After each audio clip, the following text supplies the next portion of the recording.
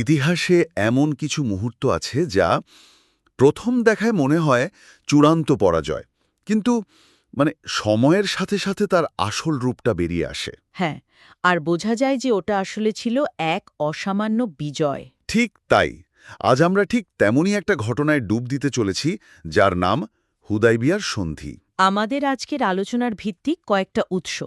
এর মধ্যে একটা জুমার খুতবা আছে, যেখানে ঘটনার প্রেক্ষাপটটা খুব ভালোভাবে বলা হয়েছে। আর আর আছে শেইখ আহমদ মুসা জিবরিলের লেখা হুদাইবিয়ার সন্ধি, সত্য মিথ্যার দ্বন্দ্ব বইটা।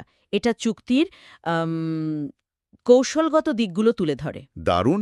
তাহলে আমাদের আজকের মিশন হলো এটা বোঝা যে কেন ষষ্ঠ হিজরিতে সই হওয়া এই আপাত অপমানজনক চুক্তিটাকে ইসলামের ইতিহাসে একটা টার্নিং পয়েন্ট হিসেবে দেখা হয়। আর সবচেয়ে বড় প্রশ্নটাও তো এই, কোনটা? যে কেন পবিত্র কোরআনে একে ফথু মুবিন বা সুস্পষ্ট বিজয় বলা হলো, যখন উপস্থিত সাহাবীদের কাছে তো এটা একটা পরাজয়ের মতোই মনে হচ্ছিল। ঠিক। চলুন এই বিরোধাভাস বা প্যারাডক্সের গভীরে যাওয়া যাক। আর এই পুরো ঘটনার শুরু কিন্তু একটা স্বপ্ন দিয়ে। হ্যাঁ, ষষ্ঠ হিজরির জুল কাদা মাস, মহানবী সাল্লাল্লাহু আলাইহি সাল্লাম একটা স্বপ্ন দেখলেন। কি স্বপ্ন? তিনি দেখলেন যে তিনি আর তার সঙ্গীরা একদম নিরাপদে মাথা মুন্ডন করে ওমরা পালনের জন্য মক্কায় ঢুকছেন। নবীদের স্বপ্ন তো আসলে ঐশ্বরিক ইঙ্গিত। একদম। তাই এই স্বপ্ন দেখার পরেই তিনি প্রায় ধরুন ১৪০০ থেকে ১৭০০ সাহাবীকে নিয়ে মক্কার দিকে যাত্রা শুরু করেন। কিন্তু এটা তো কোনো যুদ্ধযাত্রা ছিল না, তাই না? না না, একেবারেই না। খুতবা থেকে যা জানা যায়, তাদের সাথে অস্ত্র বলতে ছিল শুধু খাপবদ্ধ তলোয়ার। হ্যাঁ, যা তখনকার আরবে সফরের জন্য খুব সাধারণ একটা আত্মরক্ষার জিনিস ছিল। সাথে ছিল ৭০টা কোরবানির পশু। উদ্দেশ্যটা ছিল পুরোপুরি শান্তিপূর্ণ। শুধু উমরা পালন করা। ঠিক তাই। উদ্দেশ্য শান্তিপূর্ণ হলেও পরিস্থিতিটা কিন্তু ছিল খুবই উত্তেজনাকর। অবশ্যই। মক্কার কুরাইশদের সাথে মুসলিমদের তখন তো তীব্র শত্রুতা চলছে। তো এমন একটা পরিস্থিতিতে এত বড় একটা দল নিয়ে মক্কার দিকে যাওয়াটা, এটা একটা বিশাল রাজনৈতিক এবং বলা যায় সামরিক ঝুঁকি ছিল। আর কুরাইশরা যে এটাকে সহজভাবে নেবে না, সেটাও তো জানা ছিল। হ্যাঁ, আর তারা নেয়ওনি। খুতবায় যেমনটা উল্লেখ আছে, মুসলিমদের যাত্রার খবর পেয়েই কুরাইশরা রীতিমতো যুদ্ধের প্রস্তুতি নিতে শুরু করে। খালিদ বিন ওয়ালিদের নেতৃত্বে। হ্যাঁ, তখনও তিনি ইসলাম গ্রহণ করেননি। তার নেতৃত্বে ২০০ অশ্বারোহীর একটা দল আর আবু সুফিয়ানের নেতৃত্বে প্রায় ৮,০০০ সৈন্যের বাহিনী মুসলিমদের পথ আটকানোর জন্য তৈরি হয়। ভাবা যায় একটা শান্তিপূর্ণ ধর্মীয় যাত্রার বিরুদ্ধে এত বড় সামরিক প্রস্তুতি। এটাকে কি শুধু ইগোর লড়াই বলা চলে, নাকি এর পেছনে আরও গভীর কিছু ছিল? আপনার প্রশ্নটা খুবই গুরুত্বপূর্ণ। এটা শুধু ইগোর লড়াই ছিল না, এর গভীরে ছিল কুরাইশদের রাজনৈতিক আর অর্থনৈতিক অস্তিত্বের ভয়। আচ্ছা। তাদের ভাবনা ছিল, যদি মোহাম্মদ সাল্লাল্লাহু আলাইহি ওয়াসাল্লাম আর তার অনুসারীরা কোনো বাধা ছাড়াই মক্কায় ঢুকে ওমরা করে ফিরে যায়, তাহলে তো পুরো আরবে তাদের কর্তৃত্ব শেষ হয়ে যাবে। একদম সবাই ভাববে কুরাইশরা মুসলিমদের ভয় পেয়েছে। তাদের বাণিজ্য, তাদের রাজনৈতিক প্রভাব সবকিছুই মারাত্মকভাবে ক্ষতিগ্রস্ত হতো। এ কারণেই তারা বলেছিল যে হ্যাঁ, তারা বলেছিল, আমরা তোমাদের কিছুতেই ঢুকতে দেব না, কারণ এতে আরবদের কাছে আমাদের নাক কাটা যাবে। তার লড়াইটা অস্ত্রের ছিল না, ছিল সম্মানের। তাহলে তো পরিস্থিতি একেবারে বিস্ফোরণমুখী। একদিকে মুসলিমরা উমরাহ করতে দৃঢ়প্রতিজ্ঞ, অন্যদিকে কুরাইশরা তাদের থামাতে জীবন দিতেও রাজি। এই অচলাবস্থাটা ভাঙল কিভাবে? এখানে মহানবী সাল্লাল্লাহু আলাইহি ওয়াসাল্লামের কৌশলগত প্রজ্ঞাটা ফুটে ওঠে। তিনি সংঘাত এড়ানোর জন্য পরিচিত রাস্তাটা ছেড়ে দিলেন। একটা দুর্গম পথ ধরলেন। হ্যাঁ, একটা খুব দুর্গম পাথরে পথ ধরে এগিয়ে গিয়ে মক্কার বাইরে হুদাইবিয়া নামের একটা জায়গায় শিবির ফেললেন। আর এই কঠিন যাত্রাপথে এমন কিছু ঘটনা ঘটে যা মুসলিমদের মনোবলকে আরও বাড়িয়ে দেয়। যেমন তার উটনি কাসওয়ার ঘটনাটা, তাই না? ঠিক, উটনিটা হঠাৎ করেই হুদাইবিয়ার একটা জায়গায় বসে পড়ে আর এগোতেই চায় না। সাহাবীরা যখন জোর করছিলেন, তখন তিনি বলেন, একে সেই সত্তাই থামিয়ে দিয়েছেন যিনি হস্তি বাহিনীকে থামিয়ে দিয়েছিলেন।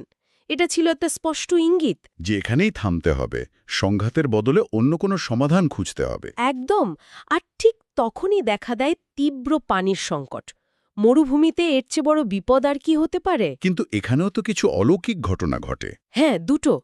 খুতবার বর্ণনা অনুযায়ী যখন সব পানি শেষ, তখন তিনি একটা পাত্রে হাত রাখতেই তার আঙ্গুলের ফাঁক দিয়ে ঝর্ণার মতো পানি বের হতে শুরু করে। প্রায় ১,৫০০ মানুষ সেই পানি পান করলেন। শুধু পানি করেনি, অজু করলেন, নিজেদের পাত্রও ভরে নিলেন। আর দ্বিতীয় ঘটনাটা তো আরও আশ্চর্যজনক। হ্যাঁ, হুদাইবিয়ার একটা প্রায় শুকনো কূপে তিনি নিজের তুন থেকে একটা তীর গেঁথে দিতে বলেন এবং কুলির পানি একটা বালতিতে ফেলে সেখানে ঢেলে দেন। এরপর সেই কূপ কানায় কানায় ভরে ওঠে। একদিকে কুরাইশদের যুদ্ধের হুমকি, অন্যদিকে আল্লাহর পক্ষ থেকে এমন স্পষ্ট সাহায্য, এই ঘটনাগুলো নিশ্চয়ই সাহাবীদের ঈমানকে অন্য এক পর্যায়ে নিয়ে গেছিল। নিঃসন্দেহে। আর এই ঈমানের শক্তির চূড়ান্ত প্রকাশ আমরা দেখতে পাই এর ঠিক পরেই। বাইয়াতুর রিদওয়ান বা বৃক্ষতলের শপথ। ঠিক। আলোচনার জন্য মহানবী সাল্লাল্লাহু আলাইহি ওয়াসাল্লাম হযরত উসমান রাদিয়াল্লাহ তাআলাকে দূত হিসাবে মক্কায় পাঠিয়েছিলেন। কিন্তু হঠাৎ খবর ছড়িয়ে পড়ল যে কুরাইশরা উসমান রাদিয়াল্লাহ তাআলাকে হত্যা করেছে। আর আরবের নিয়ম অনুযায়ী দূত হত্যা মানেই তো যুদ্ধ ঘোষণা। হ্যাঁ, পরিস্থিতি তখন চূড়ান্ত সংঘাতের দিকেই এগোচ্ছিল। সেই চরম মুহূর্তে মহানবী সাল্লাল্লাহু আলাইহি ওয়াসাল্লাম একটা বাবলা গাছের নিচে বসেন এবং সব সাহাবীর কাছ থেকে শপথ নেন যে ওসমান রাদিয়াল্লাহ তাআলা রক্তের বদলা না নিয়ে তারা এক পাও পিছু হটবে না, প্রয়োজনে সবাই জীবন দেবে। এই ইস্পাত কঠিন ঐক্যই কি কুরাইশদের ভয় পাইয়ে দিয়েছিল? অবশ্যই। এই খবরটা কুরাইশদের শিবিরে কাঁপুনি ধরিয়ে দেয়। তারা বুঝতে পারে যুদ্ধ হলে এর ফল হবে ভয়াবহ। সম্ভবত এ কারণেই তারা শেষ পর্যন্ত আলোচনার টেবিলে বসতে রাজি হয়। তার মানে এই শপথটাই আলোচনার দরজা খুলে দিয়েছিল। কিন্তু সেই আলোচনা যে মুসলিমদের জন্য আরও বড় একটা মানসিক পরীক্ষার কারণ হবে, তা হয়তো কেউ ভাবেনি। একদমই। কুরাইশদের পক্ষ থেকে আলোচক হিসেবে আসেন সুহাইল ইবনে আমর। তিনি ছিলেন কুরাইশদের অন্যতম চতুর এবং বলা যায় কঠোর একজন আলোচক। তার লক্ষ্যই ছিল মুসলিমদের মনোবল ভেঙে দেওয়া। হ্যাঁ, আর তিনি শুরু থেকেই সেটা করতে থাকেন। যেমন চুক্তির শুরুতে বিসমিল্লাহির রহমানির রহিম লিখতে তিনি আপত্তি জানান। তিনি বলেন, রহমানকে আমরা চিনি না। ঠিক, আমাদের প্রথা অনুযায়ী বিসমিকা আল্লাহুম্মা লেখো। মহানবী শান্তি রক্ষার জন্য এটা মেনে নেন।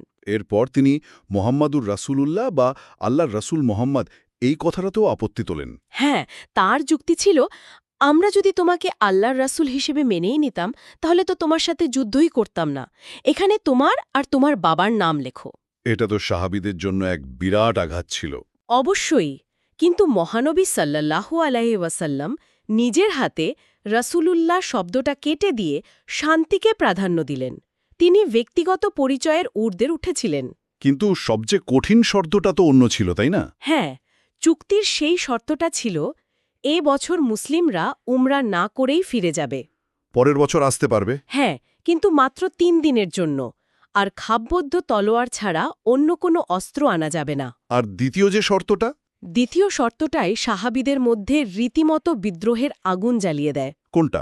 শর্তটা ছিল, যদি মক্কার কোনো ব্যক্তি ইসলাম গ্রহণ করে মদিনায় পালিয়ে যায়, তাকে ফেরত দিতে হবে। ১ মিনিট, মানে যে ভাইয়েরা বছরের পর বছর ধরে অত্যাচারিত হয়ে বাঁচার জন্য মদিনায় আসবে, তাদের আবার সেই অত্যাচারীদের হাতেই তুলে দিতে হবে। কিন্তু মদিনা থেকে কোনো মুসলিম ধর্মত্যাগ করে মক্কায় গেলে কুরেশরা তাকে ফেরত দিতে বাধ্য থাকবে না। এটা তো চরম অপমানজনক আর অন্যায্য। সাহাবীদের মধ্যে যে তীব্র প্রতিক্রিয়া হয়েছিল তা তো খুবই স্বাভাবিক। স্বাভাবিকের চেয়েও বেশি। বিশেষ করে হযরত ওমর রাদিয়াল্লাহুয়ের মতো ব্যক্তিত্বের জন্য এটা মেনে নেওয়া ছিল প্রায় অসম্ভব। তিনি তো ক্ষোভে ফেটে পড়েছিলেন। হ্যাঁ, তিনি সরাসরি মহানবী সাল্লাল্লাহু আলাইহি সাল্লামের কাছে গিয়ে প্রশ্ন করেন, আপনি কি আল্লাহর সত্য নবী নন? আমরা কি হকের ওপর নেই আর ওরা কি বাতিলের ওপর নয়? তাহলে আমরা কেন আমাদের দিনের ব্যাপারে এই অপমানজনক শর্ত মানব? এই মানবিক দিকটা ঘটনাটাকে আরও বিশেষ জীবন্ত করে তোলে। এটা ছিল ঈমানের সাথে যুক্তির এক তীব্র সংঘাত। আর মহানবী সাল্লাল্লাহু আলাইহি সাল্লাম খুব শান্তভাবে উত্তর দিয়েছিলেন, আমি আল্লাহর রাসূল এবং আমি তার অবাধ্যতা করি না, তিনি আমার সাহায্যকারী। কিন্তু উমর শান্ত হতে পারেননি। না, তিনি হযরত আবু বকর রাদিয়াল্লাহুয়ের কাছে যান, একই প্রশ্ন করেন, আর আবু বকর রাদিয়াল্লাহুয়া হুবহু একই উত্তর দেন। তাহলে এই সব অপমান, ক্ষোভ, হতাশার পর মদিনায় ফেরার পথে যখন সূরা আল ফাতেহ নাজিল হল, হ্যাঁ, আর আল্লাহ এই চুক্তিকে ফাতাহ মুবিন বা সুস্পষ্ট বিজয় বলে ঘোষণা করলেন। তখন তো সাহাবীদের বিস্ময়ের কোনো সীমা ছিল না। যেটাকে তারা পরাজয় ভাবছিলেন সেটাই বিজয় হলো কিভাবে? এখানেই এই ঘটনার মূল সৌন্দর্য। এর ফলাফলটা তাৎক্ষণিক ছিল না, ছিল সুদূর প্রসারী আর অবিশ্বাস্যভাবে কৌশলপূর্ণ। কারণগুলো কি ছিল? প্রধানত ৩টি কারণ। প্রথমত, এই চুক্তির মাধ্যমে আরবের সবচেয়ে ক্ষমতাধর গোষ্ঠী কুরাইশ প্রথমবারের মতো মুসলিমদের একটা স্বতন্ত্র শক্তি হিসেবে স্বীকৃতি দিল। আচ্ছা। এতদিন তারা মুসলিমদের দেখত একদল বিদ্রোহী হিসেবে, কিন্তু একটা সমমর্যাদার চুক্তিতে সই করার মাধ্যমে তারা মুসলিম রাষ্ট্রকে রাজনৈতিক স্বীকৃতি দিতে বাধ্য হল। এটা ছিল এক বিশাল কূটনৈতিক বিজয়। অর্থাৎ এতদিন যে অস্তিত্বের লড়াই চলছিল, এই চুক্তির মাধ্যমে সেই অস্তিত্বের আনুষ্ঠানিক স্বীকৃতি মিলল। ঠিক। দ্বিতীয় এবং সম্ভবত সবচেয়ে গুরুত্বপূর্ণ কারণটা হল 10 বছরের জন্য যুদ্ধবিরতি। শান্তি। হ্যাঁ, এই শান্তির সময়ে তলোয়ারের ঝনঝনানি থেমে গেল আর যুক্তির আওয়াজ শোনার পরিবেশ তৈরি হল। এতদিন আরবের অন্য গোষ্ঠীগুলো যুদ্ধের ডামাডোলি ইসলামের বার্তা শোনার বা বোঝার সুযোগই পাচ্ছিল না। এখন তারা নির্ভয় মুসলিমদের সাথে মিশতে শুরু করল। হ্যাঁ, তাদের জীবনযাত্রা দেখল, সততা দেখল। এর ফল হল অবিশ্বাস্য। হুদাইবিয়ার সন্ধির পরের 2 বছরে যত মানুষ ইসলাম গ্রহণ করেছিল তা এর আগের প্রায় 19 বছরেও হয়নি। তার মানে এই সন্ধি সামরিক শক্তিকে থামিয়ে দিয়ে আদর্শিক শক্তিকে ছড়িয়ে পড়ার একটা সুযোগ করে দিল। একদম। আর তৃতীয় এবং সবচেয়ে আশ্চর্যজনক বিষয় হল, যে শর্তটা মুসলিমদের কাছে সবচেয়ে অপমানজনক মনে হয়েছিল, সেটাই আশীর্বাদ হয়ে আসে। হ্যাঁ, চুক্তি অনুযায়ী মক্কা থেকে পালিয়ে আসা আবু বাসির রাদিয়াল্লাহু যখন ফেরত পাঠানোর প্রক্রিয়া চলছিল, তিনি কুরাইশদের হাত থেকে পালিয়ে লোহিত সাগরের তীরে একটা জায়গায় আশ্রয় নেন। আর ধীরে ধীরে মক্কা থেকে পালিয়ে আসা অন্য মুসলিমরাও সেখানে জড়ো হতে থাকে। আর সেই জায়গাটা ছিল কুরাইশদের সিরিয়া যাওয়ার প্রধান বাণিজ্যিক পথের ওপর। তার মানে হ্যাঁ, ফলে যা হলো, এই নতুন মুসলিম দলটি কুরাইশদের বাণিজ্যিক কাফেলার জন্য একটা বড় হুমকি হয়ে দাঁড়ালো। তারা কুরাইশদের মালামাল লুট করতে শুরু করে। পরিস্থিতি এমন দাঁড়ায় যে কুরাইশরাই নিজেরাই মহানবী সাল্লাল্লাহু আলাইহি সাল্লামের কাছে এসে অনুনয় বিনয় করে যেন তিনি এ শর্তটা তুলে নেন। অবিশ্বাস্য। যে শর্ত নিয়ে এত ক্ষোভ, সেই শর্ত তুলে নেয়ার জন্য শত্রুরাই অনুরোধ করতে বাধ্য হল। ঠিক এখানেই আল্লাহর পরিকল্পনার গভীরতা বোঝা যায়। যা মানুষের কাছে তাৎক্ষণিক ক্ষতি মনে হচ্ছিল, তার আড়ালে ছিল এক অসামান্য কৌশল।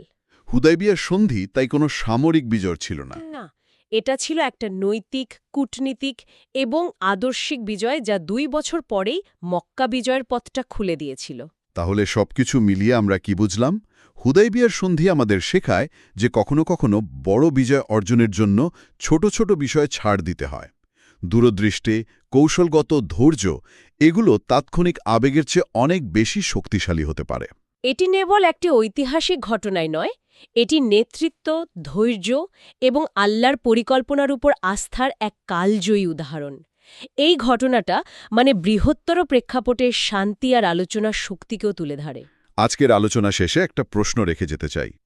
এই সন্ধির ভিত্তি ছিল একটা স্বপ্ন, যেখানে মক্কায় শান্তিপূর্ণ প্রবেশের কথা বলা হয়েছিল, কিন্তু সেই বছর তা ঘটেনি। মুসলিমদের পরের বছর পর্যন্ত অপেক্ষা করতে হয়েছিল। হ্যাঁ, এটা একটা ভাবনার বিষয়। ভাবনার বিষয় হল কিভাবে একজন ব্যক্তি বা একটা সমাজ ঐশ্বরিক প্রতিশ্রুতির ওপর দৃঢ় বিশ্বাস আর সেই মুহূর্তে তার সম্পূর্ণ বিপরীত এক বাস্তবতার মধ্যেকার টানাপোড়েনকে সামাল দেয়। এই বিশ্বাস আর বাস্তবতার ভারসাম্য রক্ষা করার মধ্যেই হয়তো সবচেয়ে বড় পরীক্ষাটা লুকিয়ে থাকে।